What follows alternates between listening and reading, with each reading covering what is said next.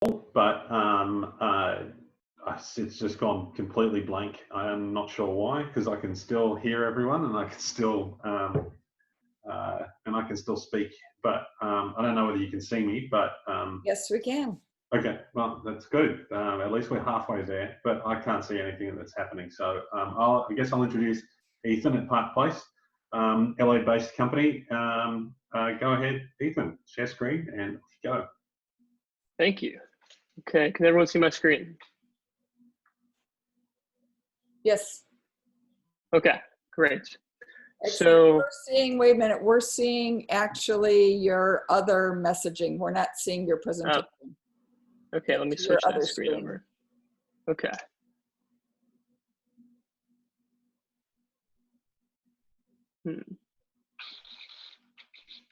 There you go. Perfect. Okay. There we go. Oh, you're there. Okay, thank you. So I'm Ethan, CEO of ParkPlace. First off, I'd like to thank Ann and Jim for having me. This is an incredible thing you're putting together, and I'm very fortunate to be a part of it. Today I have the privilege of speaking about ParkPlace. We're a company that started a couple years ago looking to solve the parking problem around the LA Coliseum, and tried initially doing an Airbnb type model. To be honest, that failed. Ended up on a futon because of it for a few months, and on that futon is where the team and I were able to start going door to door, doing excessive customer discovery, and really find inefficiencies and the problems in the market. And so that's when we ended up landing on a model where we'd kind of own the supply chain. And so what we created is a ParkPlace. It's a place for parking companies. And so this problem in the industry, it's fragmented, it's disorganized. Some companies try marketplaces, some use point of sale, some people even have cardboard signs. I'm sure you all have seen them around the Coliseum or other events. But truly, the entire problem in the market is across the supply chain. Because this disorganization and fragmentation, companies aren't talking to each other enough. Everyone's scared of their own shadow. And so that's why we started putting ourselves in the position to broker those relationships and bring trust and collaboration into the parking industry. We did this simply by owning the supply chain ourselves. We started owning rights to inventory. We'd capture point of sale and data with having attendants on the ground. And we also work with and leverage other marketplaces like Spot Hero and ParkWiz that already exist and have incredible customer bases. And so how our platform works, we pretty much work with the operators or the property owners selling parking. And rather than them selling on multiple different platforms, there's a group up here, but really they have all these third parties. They just talk to us. We represent them, make sure they're getting the best deals, making sure that they are taken care of. And then we talk to the other platforms, make sure that they're in and collaborative. And then we help all these cars park easily and make sure that they have a good customer experience as well. The market's pretty large. I can go into that another time, as I know that it's not necessarily focused on this part of the pitch. But our business model really quickly is originally pre-COVID, so about over a month ago, we were actually operating and owning and doing this ourselves. Then we started getting introduced to a lot of other key players in the industry who showed us that our technology could turn into a SaaS play. And so we started creating a SaaS model out of it. We're looking to do about a $300 monthly subscription, 1% rev share, and that's been going really well so far. We are on track to have about 10 pilots going by July, and that will give us a more data-driven approach, whether we continue to do our own model internally as operators, or just to continue licensing our technology and sharing with the rest of the community. On top of that, there's a lot of opportunities for data licensing. The industry is just on the cutting edge of using technology and getting out of the kind of archaic previous states. And now with contactless payments moving in the right direction in the parking industry, it's a really good time for us to help all these companies transition over. Financial model, I can go into that later as well. The team, I'm really fortunate to have a really good team around me. Some of our advisors are on the bottom right there. On top, Nate and Alex. Alex is a CTO, exited a couple companies, and he came over from Belgium last year, and we were fortunate to onboard him onto our team. Nate, my co-founder, dropped out of college last August to take this on full time, and he's in charge of our operations. And I have a background in sales, marketing, design, management ever since I was 10 years old, selling tables and chairs. And so a little bit different than the office supply industry, but I've grown to have a huge passion for the parking industry. Some of our traction. So last year, in pretty much April, we launched our beta. We pivoted beta with the Airbnb model. We pivoted in July, and then by the time we got to November, we'd pretty much monopolized a lot of the parking around the Coliseum, owning the residential and commercial parking outside of the actual venue. And this gave us over 800 parking stalls in our network. We really were able to make an impact and help the property owners increase their revenue and maximize their profits, and give drivers a really good experience as well. This year, we were planning on going to 12 venues, but then with COVID, we started pivoting the model more towards SaaS. And so now we're looking at opening up into the transient space, airport parking as well. And this has been something that's very new to us. It started about a month ago, but we've been very fortunate to have the right connections in the industry, and they're pointing us in the right direction right now.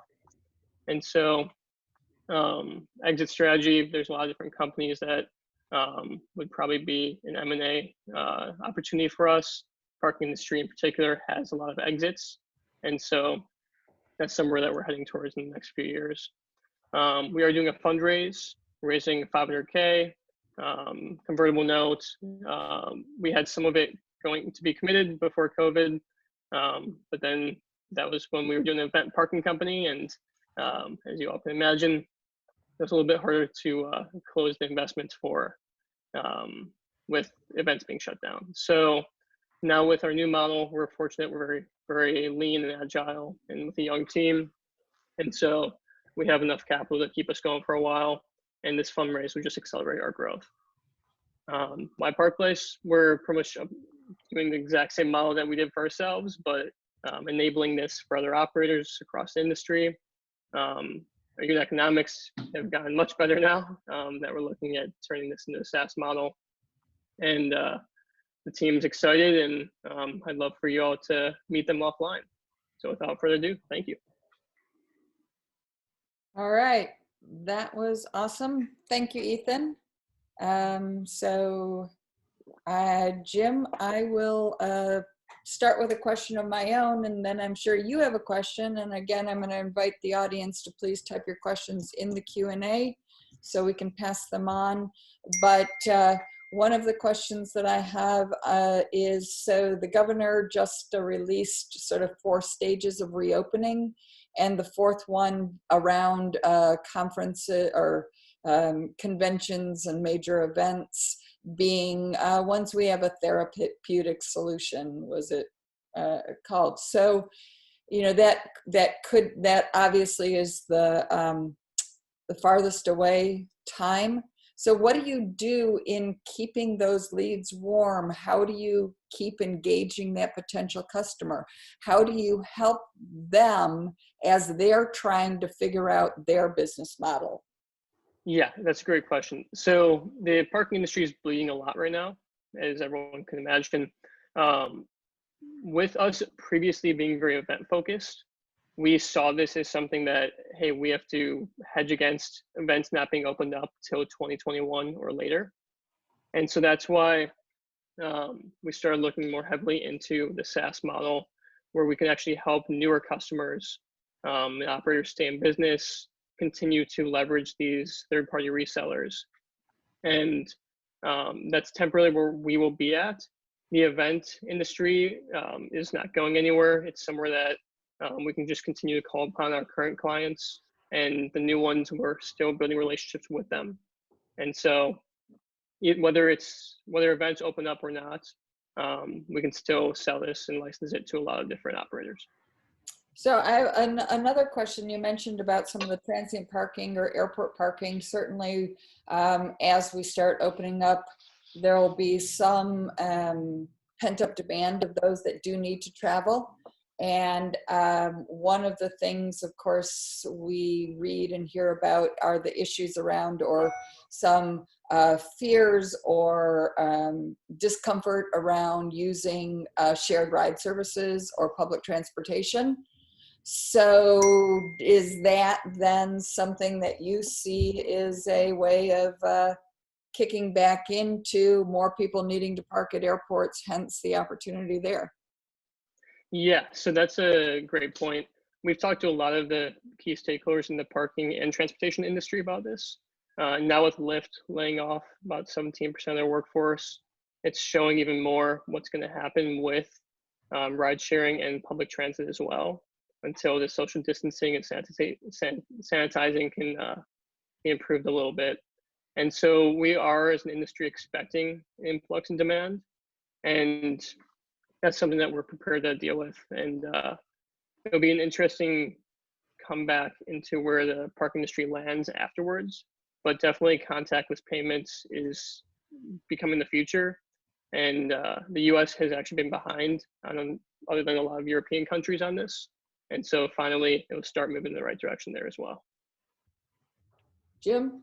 Yeah, my question's more of, I guess, a suggestion as well. Ethan, have you considered going the direction that Elena has gone with the business improvement districts, as we move back to, a limited, I guess, contact, going back to work in a limited way, that there might be some additional requirements for parking, and that might be something that business improvement districts might want to grab a hold of. Have you thought about some alternatives like that? Yeah, so we don't have any contacts in those parts of the world, but that's definitely something that we consider and be excited Hey, to talk Ethan, about. meet Elena. Elena, meet Ethan. And Ethan, I'd actually also say go even a little bit deeper. So I'm on the board of our local chamber. We are an opportunity zone. So as an opportunity zone, we have a number of residential, multi-story residential developments going in our community. All of those, because they are close enough to transit, are now these transit-oriented communities. And yet our area has one bus line that goes in and out of San Pedro. So we're really not a true transit community. So there's a lot of upheaval in the number of parking spaces that developers are allowed to use, the reduced ones, versus the typically single family residences around it.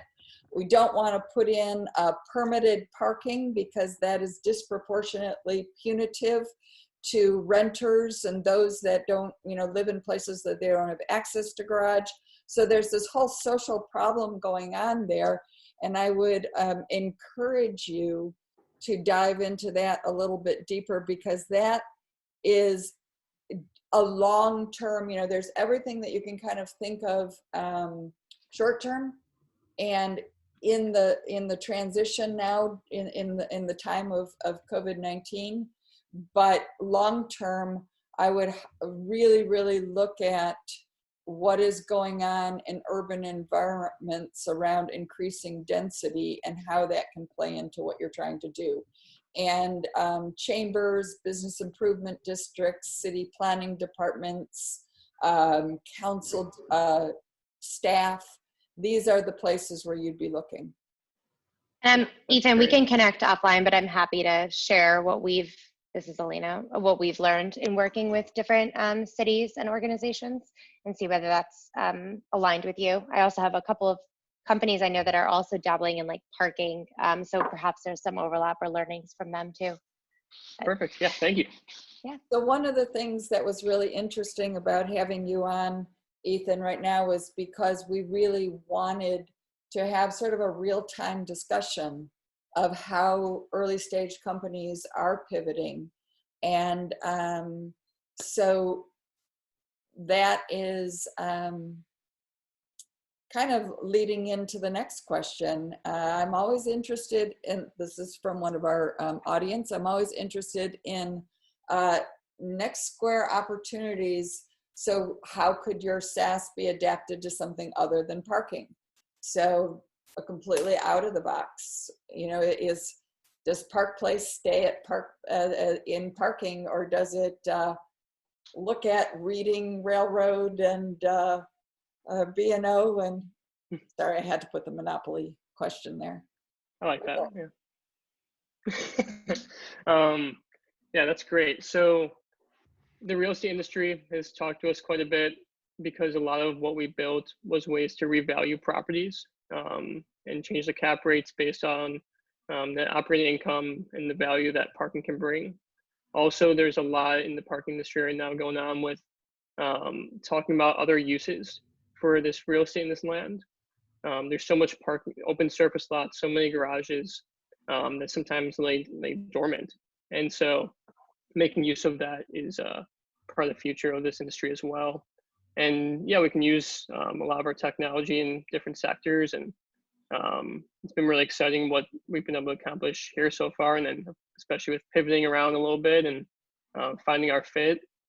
And yeah, there's kind of endless opportunities to explore sometime in the future, but right now we are a little bit laser focused on making sure that we just dominate the niche here.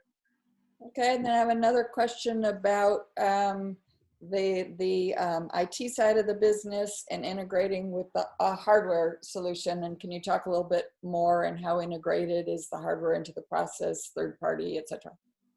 Yeah, so we target mostly the softwares. So the Spot Hero, the ParkWiz of the world. We integrating with the hardware, we built our own type of point of sale solutions. And so it's not actually hardware, we just use different readers that are available, and we build the software part of that. And so when the attendants on the ground are monitoring and auditing the cars coming in and scanning QR codes and all that, it gives us the real-time data, lets us send it to the operators, the property owners, the managers, whoever it may be. And what's interesting in the industry right now too is the existing park systems with the levers. They're going to start going through a little bit of a paradigm shift, going from all the touching of the buttons more towards how can we make this contactless, how can we make this more effortless. And so removing that friction is something that we're working with companies on right now as well. Okay.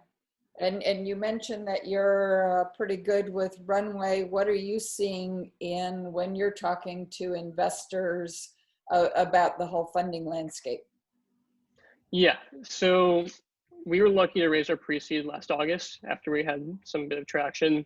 We also did about 100K in revenue over the first 4 months in the football season. And so right now, what we're seeing is, of course, probably being an event-focused parking company would not do too well in raising capital. But if we have some good success with our pilot programs and are helping usher in this new wave of technology to different parts of the industry, then things will start opening back up. We're in contact with many investors all the time, and there's a lot of dry powder in the market. So in sometime soon, it's going to have to be deployed, and it's going to be about the companies that are just best suited to weather the storm and make use of that dry powder in the near future. And yeah. Speaking of dry powder, shameless plug for my podcast.